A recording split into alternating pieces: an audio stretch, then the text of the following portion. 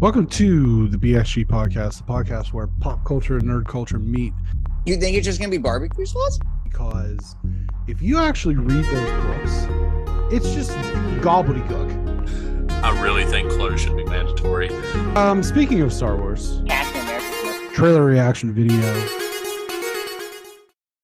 and Andor, we should probably start with, since that's what our screens are. This episode didn't really focus much on Cassian, minus him and one of his escapee buddies getting trapped by these. I couldn't understand what the hell they were saying. These aliens. This is like the first set of aliens we've seen in the whole series thus far that I can remember. And they were talking. It's very Star Wars. Yeah, very like gibberish, and eventually they let them go and have their ship, or they're on the ship. I don't know, whatever.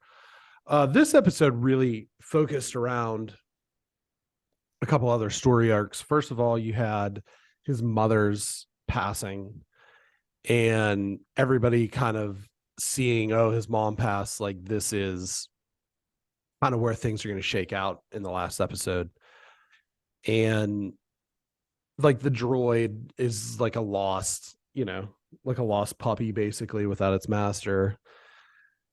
But then a couple of the other important things were Luthen meeting Saw Gerrera and basically saying, hey, look, we know that this other guy Krieger's being set up for an ambush, and we can either rush to his aid and basically reveal the fact that we've got an inside man, a double agent, feeding us information, or we can use this, continue to build on this source and really figure out somewhere to strike hard. And originally that was not what Saw Gerrera, played by Forrest Whitaker, had in mind, but eventually he came around to it. And then we also kind of see Mon Mothma and her family kind of having to deal with these sort of Chandrilian what is the name of that planet? It's Chandrililia. I don't know. I have it in a book somewhere. Whatever. I can't. Chandrilian cannot go outside ever again. Chandrilian. Well, Eddie Murphy. Lillian cannot. Yeah, sorry. So overall, though, I think that they put Bix back. This was sort of like showing the cards of everybody. Yeah. Out into the final episode, they put Bix back on the torture machine to get some more info out of her and that sort of thing. And it has been a while since both of us have watched this because we are recording later than usual. We usually record the day after Andor goes up, and we're 5 days later or whatever. But what did you think of I would say the other cool, this was sort of the action piece, was Luthen getting sucked into the tractor beam and pretending to be like this bumbling nobody, and then he uses some cool projectiles to knock out one of the satellites, and then when they send TIE fighters after him, eventually like his ship has lightsabers apparently. So there's your lightsabers for all the people bitching about there not being lightsabers in the show. There you go. Here's some lightsabers. Yeah. What did you think of the episode in general? I thought it was okay. It was not as like gripping or as like I think as aesthetically pleasing as the other ones, but I think that's almost like intentional.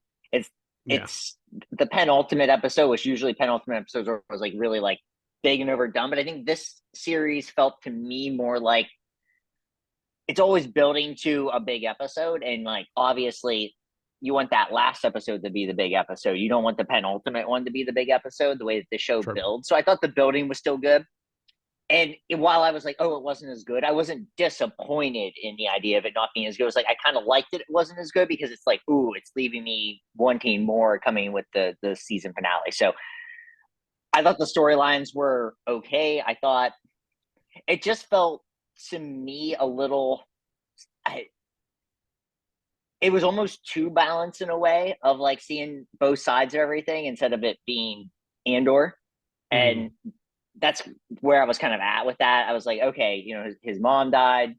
We knew that was going to happen. And now but it was a lot of other things happening that I don't really care a lot about the other stuff, to be honest. I like just the Andor phase. I understand why they do that to balance the show out, but for me personally, it's not like the stuff that I'm going towards. But I will say, I think I was, I should say, it sounds like a funny thing. I was properly disappointed in a way where I know now that the season finale must be awesome in that way, where it's it's just going to be a great season finale, or I will be disappointed, but based on the way that this show does its thing. Yeah, I think I am remiss to also point out that he was able to sneak back to the Miami planet and reclaim his blaster and his money and all that. That was cool.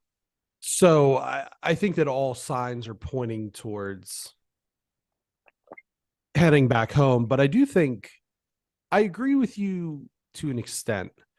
The Mon Mothma stuff is kind of whatever. I know it's important, but it isn't as compelling. Right. That's maybe the one weak spot of this show, is just that whole arc not being that compelling. It is to a certain degree. It's necessary because it kind of fleshes out where Luthen is kind of getting some of his money for these escapades that then he's funding. And I think that the Luthen arc is really fascinating. That's the other arc that I'm most eager to see moving forward, especially given his speech at the end of last week's episode.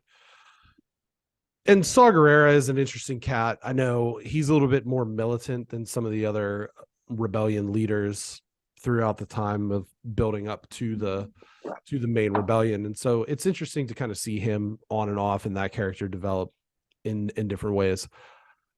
I think that I am a little bit worried about the finale, because it seems and we already know they're doing season 2, so it's probably really likely that this ends on a cliffhanger. They've already begun production on that. I'm just a little worried because we've talked at length with the Marvel shows, how the Marvel shows have a really difficult time sticking the landing with the ending. I don't necessarily think that that's the case so much with the Star Wars shows that we've gotten. Obviously, the big fight at the end of Obi-Wan, and then season 1 and 2 of The Mandalorian ended pretty strongly. Boba Fett's just kind of whatever at this point. But I don't know. There's something about the run up to this that is telling me there's too many things that they need to tie together. And some of those things are going to be left out of the plot. And I think that, for example, they alluded strongly at the beginning of the show that he's looking for his sister. And we have kind of completely lost that story thread. I'm sure it'll come up, but there's the Cyril Khan thing. He was in this. He kind of got word that Cassian's mom died and that there's going to be a highly likely situation that he winds up back on the homeworld or whatever. And so I think that it's just, there's going to be a lot. There's going to be a lot in this last episode. And it's just, I think that the show's been so wonderfully paced to this point that I'm a little bit worried that they're going to really rush this in the last episode. And so maybe some of the things won't pay off necessarily in the way we would have liked. But I'm obviously I'm excited. I can't wait, Wednesday night for that show to sit down and watch the season finale and just kind of see where it goes from there. Yeah, I agree. I just think it could be a lot, but maybe because they're having a second season, it won't be as much, and they'll try to focus on one thing. Well, we'll see. Do you have any predictions for the finale?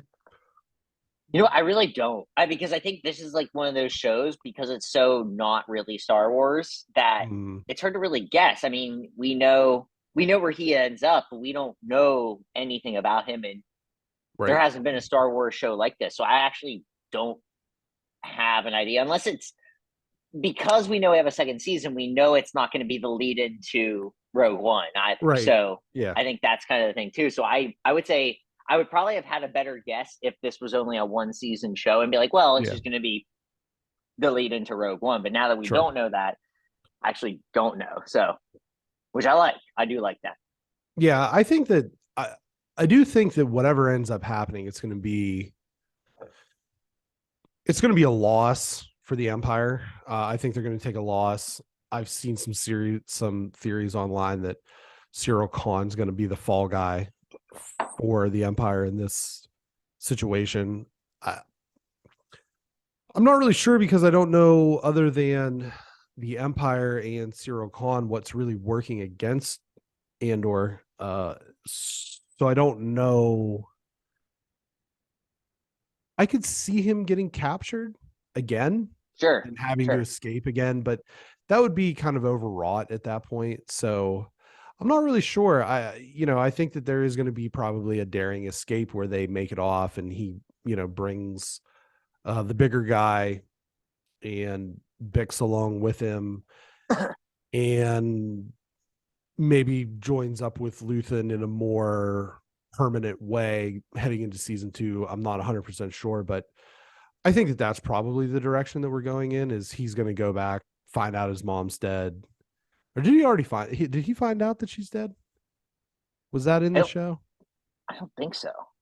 I don't remember, but I don't remember. So long ago. Yeah, he's headed that way. And I think that all interested parties are converging on this location, and there's going to be some action, and then there's going to be a daring escape and that sort of thing. And they're going to, they're either going to like just wipe that town off the map like they did with the town in Rogue One, or we're going to see somebody like Cyril Kahn kind of be the fall guy, and whatever happens. But I think that that's kind of my fairly safe prediction. Yeah, I feel like that's a good prediction. I do. Yeah, no, I think that's good. So moving on,